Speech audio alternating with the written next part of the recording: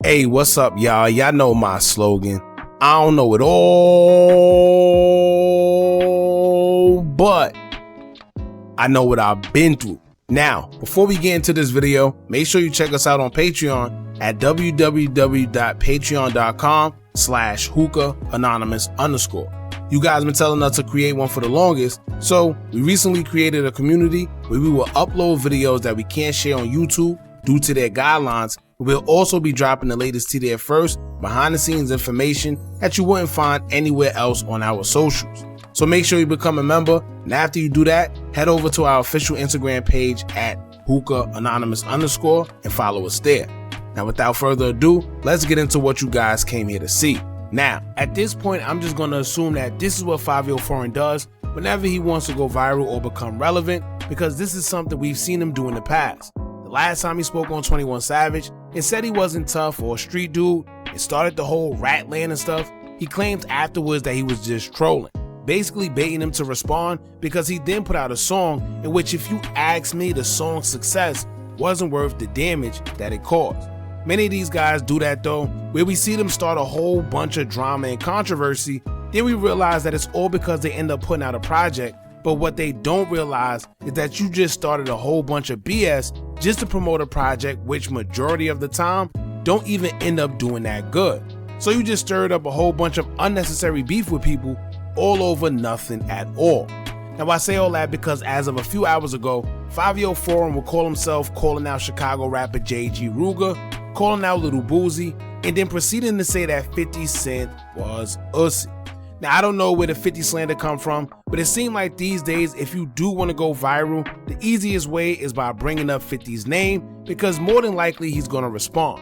And whether you say it and it's true or not, some people is just satisfied with the attention that comes with it, and that's that. Now we also mentioned Boosie's name, like I said, because once again that PC topic have came up, and he said that Boosie is bugging for leaving him and others off the PC list. And it's crazy because he isn't the only one that is mad that his name was left off that list. Now never in a million years would I think I'll witness a group of people that's upset they were left off a list about anything pertaining to jail. Like, who cares? But obviously they do. Now here's what we're going to do. We're going to get into what he had to say towards Rooga and why, and everything else that was said in these tweets. Now before we do, make sure you hit that thumbs up button, hype the video so we can get it in the algorithm, and if you not subscribed to the platform already, make sure you do so now. Let's get into it. Hey look, I'm from Iraq. I'm a survivor, shorty, you hear me? I come from the toughest of the, and there was a lot of doubting us, and I'm gonna hit a show. And he was a little musty. But look. Yeah, shorty. Yeah, shorty. I ain't done. He was trying to distract me with his must. But look. I want, on some real shit, I really want G Herbo next. So when it comes to Rooga, Fivio would take to his tweet and say, quote, "Sucking my teeth. I don't care how many ninjas Rooga bops. Man and man, I told him let's get it on. Every street ninja know. All call outs is mandatory. So he forever ussy in my eyes." Now this will come after Chicago rapper and FBG Duck affiliate JHE Rooga will win his boxing match against Kmac the Great, and he would tell Fivio to stop ducking him. It's been rumored that Fivio was supposed to show up there, but he never did. And if y'all know, these two been talking about fighting each other, but I doubt Fivio wants to get in a ring with JHE Rooga. Hey, I'm asking you what I have to do. You see what just happened to Blue? Okay. Hey, look, we doing this shit for Chicago, man. We showing everybody it ain't always just about gun violence and all that shit, man. Get in that motherfucking ring, man. Put them gloves on and do what you gotta do, man. I want to set this trend. Every motherfucker from Chicago, if you rap and be talking that nigga, get in that ring. Let's see what you do. Who's next? He Herbo, he next. And Fivio. Hey, y'all gonna see it. Y'all see it. Oh, this haters, bro. Y'all hey, Fivio, you can't keep ducking man. Don't keep ducking that. There's so many people watching. And you said you was gonna come. You said you was gonna come here. I don't see you. Now as far as that fight, Kmac responded and claims that he didn't think he lost and wished it was more rounds. What's that word, man? We got Kmac in the cut. What's going on? We in this. It's Kmac the Great. We in this. So you know how you feel about the fight? All right, how I feel about the fight is I'm solid with my performance. I got down with somebody. I'm 193. He came in at 230. So that difference, it really had a lot of factors in it. And I feel like if we would have had 2 more rounds, I would have did my thing. So I just feel like it wasn't enough rounds. So a lot of people saying I lost, but we just didn't have enough rounds. I don't feel like I lost. So you want a rematch or something?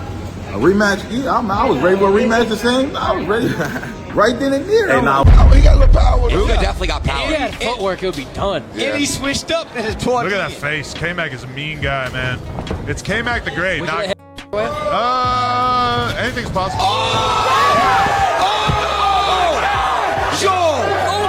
Now shout out to 16 Shine Visuals for the videos because he attended the event and had more updates on his Instagram page if y'all are interested in checking them out. So Fivio caught wind, and that's what prompted him to make that tweet. But the crazy part is this: Fivio took forever to respond to Rooga, so the whole back and forth between them is old. And it all stemmed from when Fivio did a song with King Von at the time, rest in peace, and the song is called I Am What I Am. If y'all remember, in the song, Fivio would say, quote, "I just touched down, Von like welcome to the rap. I need a gun, where it's at, is GDK on my back." Now with Rooga being GD, he had a problem with Fivio mentioning that he was GDK.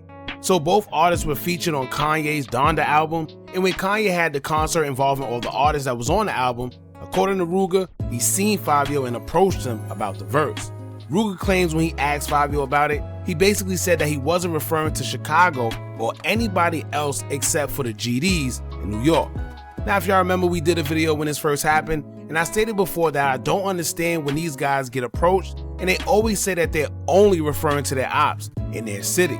Back in the day, if you was blood and you said you was Crip killer or anything, you had to stand on that no matter where you went. It was universal, not just, oh, I'm Crip killer for the Crips in New York. The politics was different, but I'm assuming that the new politics are a little bit more different. However, since this, it seems like Rooga and Fivio had tension and would go back and forth on social media. So when you see Fivio dissing Rooga and vice versa, that's exactly where it stemmed from. Now in the next tweet, Fivio would also address Lil Boosie after his campaign about rappers who rap gangster lyrics to get locked up and end up checking into PC. Boosie's stance is, in which I agree with, is that you can't be a gangster rapper and spread this gangster message about yourself in your lyrics, but when you get locked up, you go to protective custody. He called Kodak Black out for that and made a whole list about rappers who went to jail and didn't check into PC. Meek Mill wasn't on the list, and he addressed Boosie in a tweet, and then Boosie simply said he just forgot Meek. However, Fivio was also not on the list, and he would take to his Twitter to express how he felt about it, as he would state, quote, "Boogie," I guess he meant Boosie, "bugging for leaving me and a couple other RNs off that list, and Baby Weird for riding around with Thug too." So not only did he address Boosie, he also mentioned Lil Baby. Now he threw Lil Baby in there because, as y'all know, recently Lil Baby and Young Thug seem to have made up with each other, and now they're back cool after the whole incident of Young Thug speaking on him on his jail calls. There was a point in time where they fell out, but honestly Thug didn't say anything too detrimental where they couldn't come back from. He didn't speak on his kids, he didn't make any threats, nor did he really say anything insulting too much. So it's not weird to see them together, because however you cut it, Thug helped Lil Baby out earlier on in his career and was one of the main reasons why the world know who he is today. The fans would definitely like to hear music from the two, so I think them linking back up was a good idea rather than them beefing with each other, especially when they both are involved with the same type of circles. They both have the same affiliates, even to where their friends are even friends. So it'd be weird for them to stay mad at each other if anything, so it's dope to see the two make up. Now as far as the Boosie stuff, he didn't really say much about Boosie. He just said that Boosie was bugging, but like I said earlier, I don't know why someone would care so much to be involved in anything pertaining to jail. If you know you stood tall and didn't go to PC, then who cares? But imagine you being upset that someone left you out of some controversy concerning someone going to protective custody while incarcerated. Crazy. Now when it comes to the last tweet, it'll be geared more towards 50. Fivio went a little more crazier when it comes to that tweet. He would say, quote, 50 Ussy for coming at the OYNs when T.I. owed the literate country butt on his heels. Ain't no change in subject in words, And I hate how New York didn't stand together about that ish, but F it. Now you know something wrong when you got Fivio calling you illiterate. But on another note, I think he's just doing the most at this point. For one, I never knew that there was something called old YNs now. And then two, New York didn't have to stand together against anything. It was literally 50 against whoever 50 started with, which was T.I. and his family. I could see if other Atlanta artists came to diss 50 in New York as a whole, but that wasn't the case. 50 posted Tiny, and in return, her son and husband responded as they were supposed to. Now, Little Shop of Horror, aka King, may have overstayed his 15 seconds of fame because it's been weeks and he's still going. However, what do you expect? Because any other time he's in the blogs for all the wrong reasons. So I expect him to keep going, being that the public is finally on his side for once.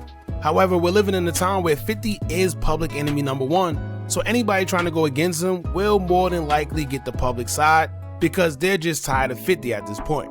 So it is what it is. But anyway, y'all jump in the comments, let me know what y'all think about this. Can y'all take Fivio serious? Do y'all think he's worth a response? Or do you think maybe he just relapsed and need to relax? Y'all let us know what y'all think about this in the comments. Make sure you hype this video and don't forget to like, comment, share, and subscribe. Hit that bell so you're notified every time we drop new content. And remember, as long as you keep on watching, I'm gonna keep on dropping. I'm out.